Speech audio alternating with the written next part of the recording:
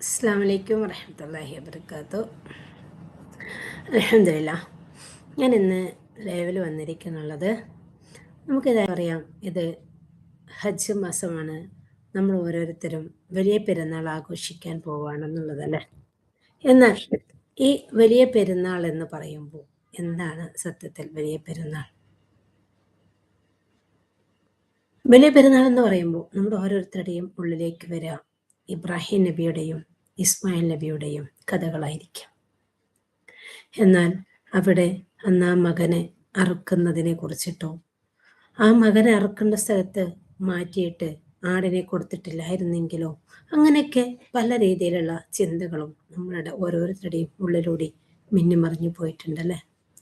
എന്നാൽ റബ്ബ് സുബ്ഹാനഹു വ തആല ഇബ്രാഹിം നബിക്ക് ഏറ്റവും പ്രിയപ്പെട്ട തൻ്റെ മകനെ ബലി കഴിപ്പിക്കാൻ വേണ്ടി പറഞ്ഞതും, അവിടെ ആ മലയ്ക്ക് മുകളിലേക്ക് ആ മകനുമായി പോയതും, ശേഷം അവിടെ പകരമായിട്ട് ഒരു ആടിനെ ഇറക്കപ്പെട്ടതും നമുക്കെല്ലാവർക്കും അറിയാം.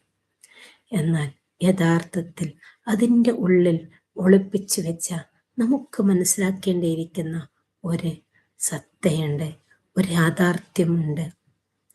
നമ്മൾ അധിക പേരും ചിലപ്പോഴെങ്കിലും ആ ഒരു യാഥാർത്ഥ്യത്തെ തിരിച്ചറിയാൻ പറ്റിയിട്ടുണ്ടാവില്ല എന്നുള്ളതാണ്. നമുക്കറിയാം, ഇബ്രാഹിം നബി അലൈഹി സ്വലാമിന് മക്കളില്ലാതെ, അനന്തരാവകാശി ഇല്ലാതെ അവിടെ നബിയായി വാഴ്ത്തപ്പെട്ട സമയത്ത് ഇബ്രാഹിം നബി അലൈഹി സ്വലാം വ്യസനിക്കുകയാണ്, സങ്കടപ്പെടുകയാണ്. ഞാൻ എൻ്റെ കാലശേഷം എനിക്കൊരു അനന്തരാവകാശി ഇല്ലല്ലോ, എനിക്ക് ശേഷം ഒരു അനന്തരാവകാശി ഇല്ലല്ലോ എന്നുള്ള വിഷമത്തിലിരിക്കുമ്പോൾ, ആ വിഷമം മനസ്സിൽ കണ്ടുകൊണ്ട് പ്രാർത്ഥിച്ച് അവസാനം പ്രായമായപ്പോൾ, അല്ലേ, അത്രയും പ്രായമായതിന് ശേഷമാണ് അല്ലാഹു സുബ്ഹാനഹു വ തആല ഇബ്രാഹിം നബി അലൈഹി സ്വലാമിന് ആ മകനെ നൽകുന്നുള്ളത്. എന്നാൽ ഇബ്രാഹിം നബിക്ക് അല്ലാഹു സുബ്ഹാനഹു വ തആല ആ നബി എന്നുള്ള ഒരു പദവി നൽകിയപ്പോൾ, ഞാൻ നിനക്ക് ഏതൊക്കെ രീതിയിൽ നിന്നെ ബഹുമാനിക്കും, ഏതൊക്കെ അർഹത സ്ഥാനങ്ങളിലേക്ക് എത്തിപ്പിക്കും എന്നുള്ള ഒരു വാഗ്ദാനം അള്ളാഹു നൽകിയത് അവിടെ ഒരു മകന് മുന്നിൽ കണ്ടിട്ടല്ല. പക്ഷേ അവിടെ നമുക്ക് ഇബ്രാഹിം നബി അലൈഹി സ്വലാമിന് അവിടെ ആ ഒരു മകനെ ലഭിച്ചപ്പോൾ, ഇതിവിടെ നമുക്ക് നബിയിലേക്ക് നോക്കുന്നതിനേക്കാളും അപ്പുറം നമുക്കൊരുപാട് പാഠങ്ങൾ അതിൽ നിന്ന് പഠിക്കാൻ വേണ്ടിയിട്ടാണ് അള്ളാഹു ഈ ഒരു സിറ്റുവേഷൻസ് ഉണ്ടാക്കി തന്നിരിക്കുന്നത്. എന്താണ് നമുക്ക് പാഠങ്ങൾ പഠിക്കാനുള്ളത്? നാം ഇതുവരെ അത് കണ്ടും കേട്ടും അനുഭവിച്ചും ദിവസങ്ങൾ പോയിട്ടും വർഷങ്ങൾ പോയിട്ടും നാം അതിൽ നിന്ന് യഥാർത്ഥമായ പാഠങ്ങൾ നമുക്ക് ഉൾക്കൊള്ളാൻ വേണ്ടി പറ്റിയിട്ടുണ്ടോ? നമ്മൾ അതിൽ നിന്ന് ഉൾക്കൊള്ളേണ്ട പാഠം, നമ്മൾ നമ്മൾക്ക് വളരെ ആഗ്രഹിച്ച് നമുക്കൊരു ജോബ് കിട്ടുന്നു, അതല്ലെങ്കിൽ വളരെ ആഗ്രഹിച്ച് നമ്മൾ വേറെ വല്ലതും നമ്മൾ സ്വന്തമാക്കുന്നു. അത് ആഗ്രഹിച്ച് നമ്മൾ സ്വന്തമാക്കുമ്പോൾ നാം അതിൻ്റെ പിന്നിൽ ഒരുപാട് എഫേർട്ട് എടുത്തിട്ടുണ്ടാവാം, ഒരുപാട് കഷ്ടപ്പെട്ടിട്ടുണ്ടാവാം, നമ്മൾ ഒരുപാട് അധ്വാനം ഉണ്ടാവാം, നമ്മൾ ഒരുപാട് വിയർപ്പുകൾ ഉണ്ടാവാം, അല്ലേ? അപ്പം അങ്ങനെ നമ്മുടെ ഒരുപാട് അധ്വാനങ്ങളുടെയും വിയർപ്പിൻ്റെയും അനന്തര ഫലമായിട്ട് നമുക്ക് റബ്ബ് സുബ്ഹാനഹു വ തആല അതിനുള്ള സമ്മാനമായി, ഒരു ഗിഫ്റ്റായി നാം എന്താണോ ആഗ്രഹിച്ചിരിക്കുന്നത് അത് നമുക്ക് റബ്ബ് നൽകുകയാണ്. അങ്ങനെ നമുക്ക് റബ്ബ് സുബ്ഹാനഹു വ തആല നാം ആഗ്രഹിച്ചതിനെ നമുക്കൊരു ഗിഫ്റ്റായി, നമ്മുടെ അധ്വാനത്തിന്റെ ഫലമായി നമ്മളുടെ കയ്യിലേക്ക് എത്തിയിരിക്കുന്ന സമയത്ത് പിന്നീട് നമ്മളുടെ ശ്രദ്ധ, ഫോക്കസ് മുഴുവനും ആ കിട്ടിയതിലായിരിക്കാം, നമ്മുടെ കയ്യിൽ കിട്ടിയ സംഭവത്തിലായിരിക്കാം. അതിന് നമ്മൾ കെയർഫുള്ളോടെ കൊണ്ടുപോകും. അതിന് കെയർ ചെയ്യണ്ട എന്നല്ല പറഞ്ഞതിനർത്ഥം, അതിന് നമ്മൾ കെയർ ചെയ്യണം. എന്നാലോ നാം അതിനെ കെയർ ചെയ്യുന്നതോടുകൂടി അതിന് നമ്മളിലേക്ക് ആരാണോ എത്തിപ്പിച്ച് തന്നത്, ആരാണോ നമ്മളിലേക്ക് നൽകിയതുള്ളത് എന്നതിനെ കുറിച്ചിട്ട് നാം പൂർണ്ണമായും മറന്നു പോകുന്നു എന്നുള്ളതാണ്.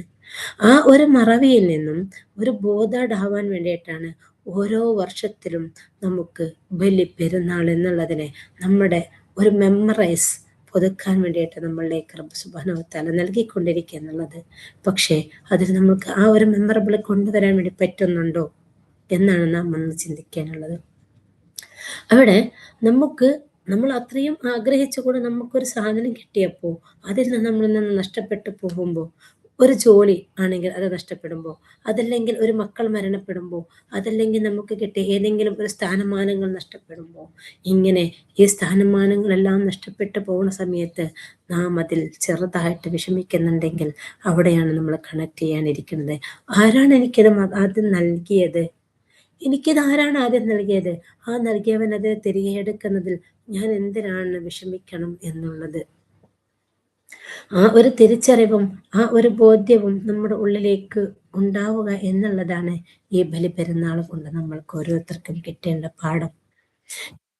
മുകളിലേക്ക് തൻ്റെ സ്വന്തം മകന് ആയ ഇസ്മായിൽ നബി അലൈഹി ഇസ്ലാമിനെ കൊണ്ടുപോയി അവിടെ അറുക്കാൻ വേണ്ടിയിട്ട് ഇബ്രാഹിം നബി അലൈഹി ഇസ്ലാം അവിടെ കത്തി കഴുത്തിലേക്ക് വെക്കണ സമയത്ത് അവിടെ ഇബ്രാഹിം നബി അലൈഹി ഇസ്ലാം എൻ്റെ മകനെ രക്ഷപ്പെടുത്താൻ എന്ത് പഴുതാണ് ഉള്ളത് എന്നല്ല നോക്കിയത്, പകരം എനിക്ക് ഈ മകനെ നൽകിയത് ആരാണോ ആ പടച്ചവൻ തന്നെയാണ് ആ മകനെ ബലി കഴിപ്പിക്കാനും പറഞ്ഞിരിക്കുന്നത്. അതിന് സറണ്ടർ ആവാണ്, അതിലേക്ക് കീഴടങ്ങാണ്, അതിന് അതേപടി അനുസരിക്കുകയാണ് ചെയ്തിരിക്കുന്നുള്ളത്. അതുകൊണ്ട് അവിടെ ഉണ്ടായത് എന്താണ്? അവിടെ മനുഷ്യൻ എന്നുള്ള ഒരു വ്യക്തി എന്നുള്ള രീതിയിൽ നമ്മുടെ ഉള്ളിൽ ഞാനാണ് എല്ലാം എന്നുള്ളൊരു അഹംഭാവത്തെ അറുക്കുക എന്നുള്ളതാണ് അവിടെ നിന്നും നമുക്ക് റബ്ബ് പഠിപ്പിച്ചു തന്ന ഒരു പാഠം.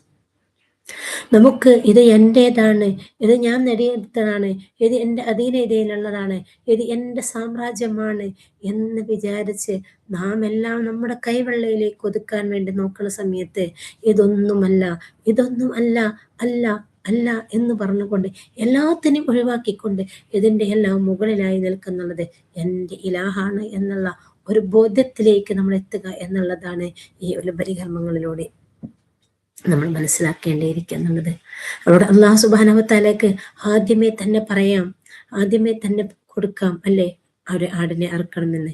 എന്നിട്ടും എന്തുകൊണ്ട് ആടിനെ കൊടുക്കാതെ ആ മകനിലൂടെ അങ്ങനെ റബ്ബ് സുബ്ഹാനഹു വ തആല ആദ്യമേ ചിന്തിച്ച് വെച്ചിരിക്കുന്നത്, റബ്ബ് സുബ്ഹാനഹു വ തആല ആദ്യമേ വെച്ചിരിക്കുന്നത് ആടിനെ തന്നെയാണെങ്കിലും പ്രത്യക്ഷത്തിൽ എന്തുകൊണ്ട് മകൻ എന്നുള്ള കാഴ്ചപ്പാടിൽ അവർ അവിടെ കൊടുത്തു? അവിടെയാണ് നമുക്കുള്ള പാഠം. അതിനെയാണ് നാം മനസ്സിലാക്കേണ്ടത്. നമ്മുടെ കയ്യിൽ എൻ്റെതാണെന്ന് കരുതി ഞാൻ എല്ലാം അവിടെ കെട്ടിപ്പൂട്ടി വെച്ചിരിക്കുന്ന സമയത്ത് ഇതെല്ലാം എൻ്റെതല്ലാതാണ് എന്ന് നാം തിരിച്ചറിയുന്ന ആ ഒരു നിമിഷത്തിലേക്ക്, ഇതൊന്നും എൻ്റേതല്ല എന്നുള്ള ആ ഒരു ബോധ്യത്തിലേക്ക് നമ്മളെ എത്തിപ്പിക്കുക എന്നുള്ളതാണ്.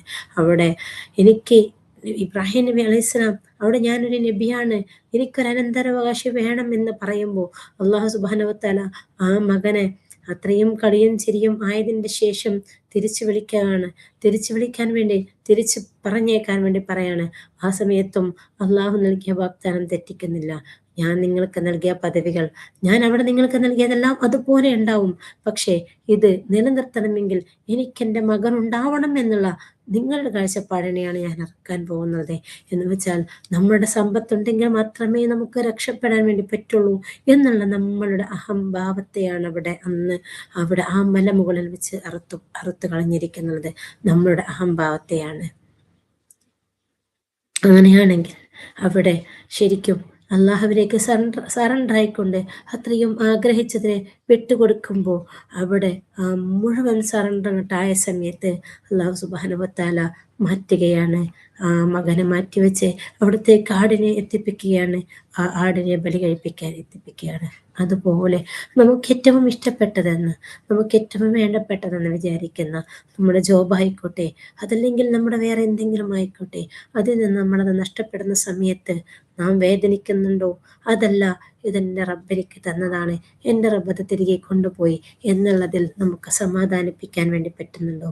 ഇത് എൻ്റേതല്ല, അല്ല ഇത് എൻ്റേതല്ല എന്നുള്ള ഒരു ഉത്തമ ബോധ്യത്തിൽ നമുക്ക് നിൽക്കാൻ വേണ്ടി പറ്റുന്നുണ്ടോ? അപ്പോൾ മാത്രമാണ് നാം ഫുള്ളി ഒരു വിശ്വാസിയായി മാറുന്നുള്ളത്. ആ ഒരു യഥാർത്ഥ വിശ്വാസത്തിലേക്ക് നമുക്ക് എത്തണമെന്നുണ്ടെങ്കിൽ നമുക്കിപ്പോഴറിയാം ഗൾഫിലുള്ള സാമ്പത്തിക പ്രതിസന്ധി അല്ലേ, ഗൾഫിൽ ഇപ്പോൾ യുദ്ധമാണ്, അതുകൊണ്ട് എന്തൊക്കെയാണോ നടക്കാൻ പോവുക, അതുകൊണ്ട് എത്ര പേരുടെ ജോലി നഷ്ടപ്പെട്ടു എന്നുള്ളതിനെ കുറിച്ചിട്ടുള്ള എന്തിന് നമ്മളതിനെ കുറിച്ചിട്ട് ആദ്യപ്പെട്ടിട്ട് എന്താണ് കാര്യം? നമ്മളതിനെ കുറിച്ച് ടെൻഷൻ അടിച്ചിട്ട് എന്താണ് കാര്യം? നമ്മുടെ ബിസിനസ്സിൽ നമുക്കിപ്പം മുമ്പത്തത്രയും കച്ചവടമില്ല, നമുക്കിപ്പോൾ അന്നത്തെ കിട്ടിയ അത്രയും ഏണിങ്സ് ഇല്ല, അതിനെക്കുറിച്ചിട്ട് ഓർത്തിട്ട് എന്താണ് വിഷമിച്ചത് നമുക്ക് കാര്യം? നമുക്കന്ന് ഇത്രയും ബിസിനസ് പുരോഗമിപ്പിച്ച് തന്നതാരാണോ? ആ റബ്ബ് തന്നെയല്ലേ ഇന്ന് ഈ ഒരവസ്ഥയിലേക്ക് നമ്മളെ എത്തിപ്പിച്ചിരിക്കുന്നുള്ളത്. അവിടെയാണ് നാം സറണ്ടർ ആവേണ്ടത്. ഇനി എന്ത് എന്നുള്ള ചോദ്യത്തിനപ്പുറത്തേക്ക്, ഇനി എന്ത് എന്നുള്ളൊരു ക്വസ്റ്റ്യൻസ് മാർക്കുമായിട്ട് നാം നമ്മുടെ ജീവിതത്തെ മുമ്പോട്ട് കൊണ്ടുപോവുക എന്നതിലപ്പുറത്തേക്ക്, എനിക്ക് ഇതിൻ്റെ പിന്നിലുള്ളതെല്ലാം നൽകിയത് എൻ്റെ റബ്ബാണ്, ഇനി ഇതിൻ്റെ മുന്നിലുള്ളതും എൻ്റെ റബ്ബിന് മാത്രമേ അറിയുള്ളൂ എന്നുള്ളൊരു വിശ്വാസത്തിലേക്ക് പോവുക എന്നുള്ളതാണ്. അപ്പൊ ഇവിടെ ഈ ഒരു ബലി പെരുന്നാൾ വരുമ്പോൾ നാം ഓരോരുത്തരും അറുത്ത് മാറ്റേണ്ടത് നമ്മളുടെ അഹംഭാവത്തെയാണ്. നമ്മുടെ ഉള്ളിലുള്ള എൻ്റെതാണ് എന്ന് ഞാനും നിങ്ങളും അഹങ്കരിച്ച് നടന്നിരിക്കുന്ന, നമ്മൾ കെട്ടിപ്പൂട്ടി വെച്ചിരിക്കുന്ന നമ്മുടെ സമ്പത്തിനെയോ ഒന്നുമായിക്കോട്ടെ, നമുക്കറിയാൻ വേണ്ടി പറ്റും നമ്മൾ ഒതുക്കി വെക്കുക എന്നുള്ളത് വെറും ഒരു കപ്പിലുള്ളത് പോലെയാണ്. എന്നാൽ അത് തുറന്നു വിടുക എന്നുള്ളത് ഒരു സമുദ്രത്തെ പോലെയാണ് അല്ലെ. ഒരു സമുദ്രത്തിൽ നമുക്കറിയാൻ വേണ്ടി പറ്റും എത്രയോ കോടാനുകോടി ലിറ്ററുകളാണ് വെള്ളം അതിലുള്ളത്. എന്നാൽ അതിൽ നിന്നും ഒരു ഗ്ലാസ് വെള്ളം നമ്മൾ എടുക്കുകയാണെങ്കിൽ നമ്മൾ അതിനെന്ത് ചെയ്യാണ്? അതിന് നമ്മൾ സ്റ്റോർ ചെയ്ത് വെക്കുകയാണ്. പിന്നീട് ആ വെള്ളത്തിന് സ്വാതന്ത്ര്യമില്ല അല്ലെ, ആ വെള്ളത്തിന് പുറത്തു പോകാൻ വേണ്ടി പറ്റുന്നില്ല. എന്നാലോ കോടാനുകോടി ലിറ്റർ വെള്ളമുള്ള സമുദ്രം, ആ സമുദ്രത്തിന്റെ വെള്ളത്തെ ഫ്രീ ആക്കി വിടാണ്. ആ സമുദ്രത്തിന്റെ വെള്ളത്തിന് ഇവിടെ വേണമെങ്കിലും സഞ്ചരിക്കാം. തിരമാലകൾ ഇങ്ങനെ അഞ്ഞടിച്ച് വീശിക്കൊണ്ടിരിക്കുകയാണ്. അതിന് അതിർവരമ്പുകളില്ല അല്ലെ, അതിന് അതിർവരമ്പുകളില്ല. അതിനെ പിടിച്ചു വെക്കണില്ല, അതിനെ കെട്ടിപ്പൊട്ടി വെക്കുന്നില്ല. പക്ഷേ നമ്മളോ അതിൽ നിന്നൊരു ഗ്ലാസ് എടുക്കുകയാണെങ്കിൽ നാം അതിനെ കെട്ടിപ്പൊട്ടി വെച്ചിരിക്കുകയാണ്. നമ്മുടെ ഗ്ലാസ്സിൽ നമ്മൾ അങ്ങോട്ട് ഒതുക്കി വെച്ചിരിക്കുകയാണ്. ആ ഗ്ലാസ്സിൽ ഒതുക്കി വെച്ചിരിക്കുമ്പോൾ പാവം ആ വെള്ളം സമുദ്രത്തിലായപ്പോഴാണോ ആ വെള്ളത്തിന് ഫ്രീഡം ഉണ്ടായത്? അതല്ല, ആ വെള്ളം നമ്മുടെ ഗ്ലാസ്സിലേക്ക് എത്തിയപ്പോഴാണോ? ഇനി ആ ഗ്ലാസ്സിൽ നിന്ന് ആ വെള്ളത്തിന് പുറത്ത് കിടക്കണം എന്നുണ്ടെങ്കിൽ ആ ഗ്ലാസ് ഒന്നുകിൽ പൊട്ടിക്കണം, അല്ലെങ്കിൽ ചെരിച്ചു വിടണം അല്ലേ. ഇതുപോലെയാണ് നാം നമ്മുടേതാണെന്ന് കരുതി വെച്ച് എല്ലാം സൂക്ഷിച്ചു വെക്കുമ്പോൾ അതൊരിക്കലും നമ്മുടേതാണെന്നുള്ള രീതിയിൽ സ്വതന്ത്രയല്ല. അതവിടെ സ്വതന്ത്രയായിട്ടല്ല ഉള്ളത്. നമ്മളുടേതാണെന്നുണ്ടെങ്കിൽ നാം അതിനെ സ്വതന്ത്രമാക്കുക, നാം അതിനെ ഫ്രീ ആയി വിടുക. അങ്ങനെ ഫ്രീ ആയി വിടണമെന്നുണ്ടെങ്കിൽ നമുക്കും ആ ഫ്രീ ആയി വിടാണ്ട രീതിയിലുള്ള ഒരു മെൻറ്റാലിറ്റി എനിക്കും നിങ്ങൾക്കും ഉണ്ടാവണം എന്നുള്ളതാണ്. അതുകൊണ്ട് ഇൻഷാ അല്ലാഹ് നമുക്കറിയാൻ വേണ്ടി പറ്റും, ഈ ദിവസങ്ങളിലൂടെ നമ്മൾ കടന്നു പോകുമ്പോൾ നമ്മളിൽ നിന്ന് എത്രയോ ഉറ്റവരും ഉടയവരും വേണ്ടപ്പെട്ടവരും അവിടെ മക്കാഭൂമിയിൽ പോയിട്ട് അവിടെ ആ ദിവസത്തെ ഒന്ന് അയവിറക്കി കഴിയുന്ന സമയത്ത് നാം ഇവിടെ ഏത് രീതിയിലാണ് നമ്മുടെ മൈൻഡിനെ കൊണ്ടുപോകുന്നുള്ളത്? എൻ്റെ ഉള്ളിൽ ഇപ്പോഴും അഹംഭാവം കിടക്കുന്നുണ്ടോ? എൻ്റെ അകത്തുള്ള അഹംഭാവത്തെ എനിക്ക് ഒഴിവാക്കാൻ വേണ്ടി പറ്റിയിട്ടുണ്ടോ? ഞാൻ ബലി കഴിപ്പിക്കുക എന്നുള്ളത് ഞാനൊരു മൃഗത്തെ ബലി കഴിപ്പിക്കുക എന്നുള്ളതല്ല, പകരം എൻ്റെ അകത്തെ ഞാനെന്നുള്ള ചിന്തയെ ബലി കഴിപ്പിക്കുകയാണ് ചെയ്യുന്നുള്ളത് എന്നുള്ള ഉത്തമ ബോധ്യത്തോടെ കൂടിയിട്ട് എനിക്കും നിങ്ങൾക്കും ഇൻഷാ അല്ലാഹ് ഈ ഒരു ബലി പെരുന്നാൾ ആഘോഷിക്കാൻ വേണ്ടി പറ്റട്ടെ. എല്ലാവർക്കും എൻ്റെ ഹൃദയം നിറഞ്ഞ ബലി പെരുന്നാൾ ആശംസകൾ. അസ്സലാമു അലൈക്കും വറഹ്മത്തുള്ളാഹി വബറകാതുഹു.